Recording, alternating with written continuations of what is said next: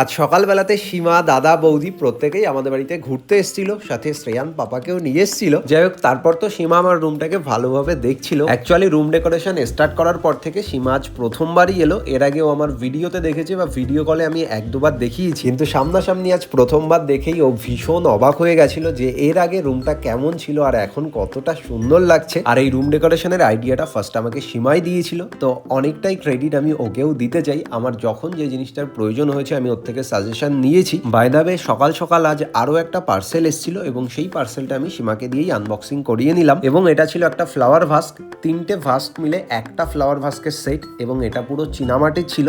তো সেই জন্যই সীমা আমাকে বললো যে ওর বাড়িতেও একটা আছে, কিন্তু ওটা প্লাস্টিকের। যাই হোক, তোমরা যদি এই সমস্ত প্রোডাক্টগুলো অর্ডার করতে চাও তাহলে আমি প্রোডাক্ট ট্যাগ করে দিয়েছি, স্ক্রিনের ওপরেই দেখতে পাবে তোমরা। তো ইজিলি তোমরা অর্ডার করে নিতে পারো। আর সত্যি বলতে এই ছোট্ট ছোট্ট জিনিসগুলো তোমার রুমটাকে এতটা অ্যাট্রাকটিভ করে তুলবে যেটা সামনে থেকে না দেখলে হয়তো বোঝা যাবে না। আমি সামনে থেকে দেখছি এবং ভালোভাবেই বুঝতে পারছি, এবং এইরকম আরো অনেক কিছু আসতে চলেছে। সবটাই আস্তে আস্তে তোমাদের সাথে শেয়ার করব। আর সাথে তোমাদের সকলকেও অনেক অনেক থ্যাংক ইউ প্রত্যেকটা ভিডিওতে এতটা ভালোবাসা দেওয়ার জন্য।